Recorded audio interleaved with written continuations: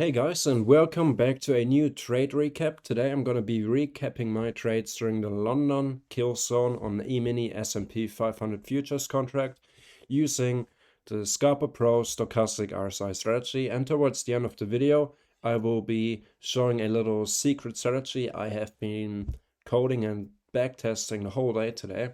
And so far I've seen very promising results, but more to that later. So let's get started. Today, during this London kill zone, today was a bank holiday, an American bank holiday.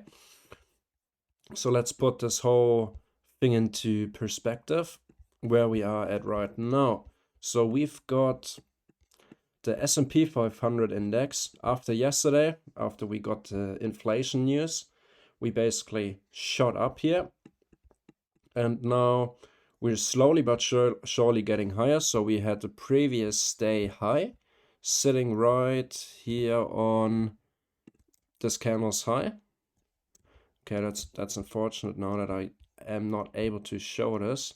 Hang on. There's a new awesome function for TradingView. You can hold down Command or Control, drag your cursor around it, go into Settings, go over to Visibility, and say you don't want to see those drawings on an hourly time frame. Okay, now they're gone, and I'm only able to see them if I'm lowering the time frame down.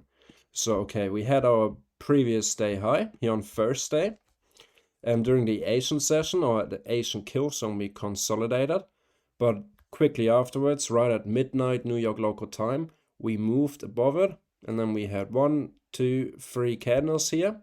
And right on this candle here on a hourly chart, we have a beautiful pin hammer basically, with a bearish engulfing candle that's engulfing the previous 3 bullish candles. So today's price action is going to be a bit different from other days because it's a bank holiday. So the dollar index won't be moving too much or too dramatically. So we had those 3 bars to the upside. Let's see what it looked like on a 5-minute time frame. On a 5-minute time frame, now we see all our drawings again that we got rid of basically today. So we see that we broke above it, but not during the London kill zone. The London kill zone starts at 2 a.m. New York local time, and we had this bearish candle here, this bearish engulfing candle. It's colored in green because of the SCALPER Pro candle color overlay, and we had a bearish crossover, but the SCALPER Pro was not bearish, so we disregarded this signal. Then we consolidated for 5, 10, 15, almost half an hour. We consolidated until 2:30. So on the second 15-minute timing window, if we would have been on a 1-minute chart, we got a nice little setup. We had a bullish crossover. We turned bullish on the SCALPER Pro as well, and we had a green candle color. Had a beautiful 2-to-1 risk reward with our stop loss at the most recent swing low. We're also above the VWAP. And now we're already starting to see that the SCALPER Pro has formed its first bearish divergence from this high, where it's making a higher high. Here on the SCALPER Pro, we're making a lower high. So that's a bearish divergence. That's indicating that this move to the upside is not an honest or a valid move, according to the SCALPER Pro. So what did we get? We got this break to the downside. Okay, this would have been an entry, but I did not take this entry because the stop loss was just simply too big. So I waited for it to come back up, for the stochastic RSI to get back up into the oversold area, and shorted. That was the game plan. We actually moved a little bit higher than this high, so we made another higher high right here from this high to this high. But on the SCALPER Pro, we made a lower high. So again, we have bearish divergence. Now we have a double bearish divergence. We have this trend line basically here. What happened afterwards? We had this beautiful bearish engulfing candles with big top wicks here, meaning that lots of people are exiting their positions. Price is not getting above this level right here at very close to 4,000 round here on the S&P 500 futures chart. Bearish engulfing, that's when I entered. We also got the crossover, and we had double bearish confirmation, bearish divergence confirmation as well. Had a beautiful 2-to-1 risk reward, followed by a pullback basically. So now what you could do is, for example, you could be drawing your fib Let's go to a different fib template and call it my basic fib.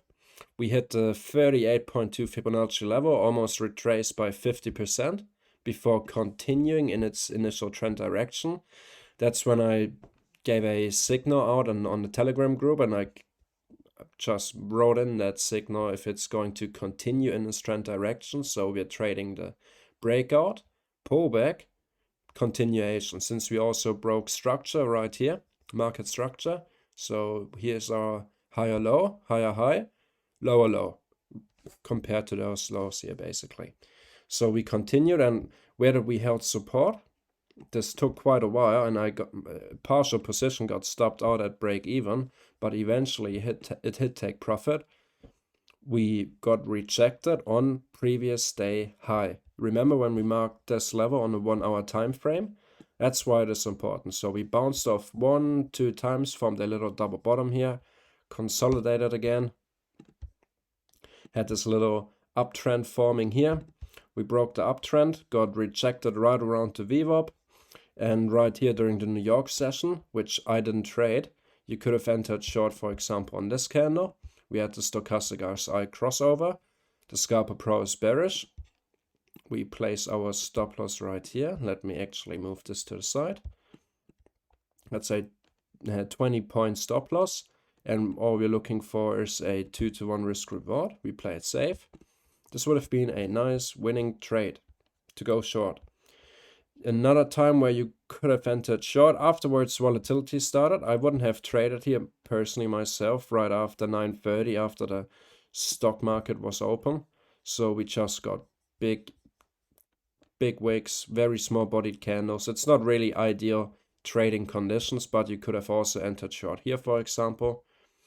I know we are above the VWAP, but sometimes if you want to stick to the rules all the time, you, for example, also wouldn't have entered into the short position because we're above the VWAP. But because of this double bearish divergence, I've got my rules that, for example, if you've got something like a double bearish divergence or just a simple bearish divergence, I weigh it more than if we're above or below the VWAP, because the VWAP is just a volume average and price likes to return to the average. So if I get a bearish divergence above the previous day high, I'm taking it short, no matter if it's above or below the VWAP, basically. So all those positions would have worked out very nice. The VWAP is just for orientation, and I guess that comes with skill, and after looking at the same chart for multiple months using the same strategy, then you sort of get a feeling for it. So this was the trade recap for E-mini S&P 500 futures contract, and now I'm going to show you guys what I was talking about earlier with the top secret strategy I coded. I started backtesting something earlier this morning. Manually, I ended up with a win rate of roughly 71% on a USD JPY 15-minute chart.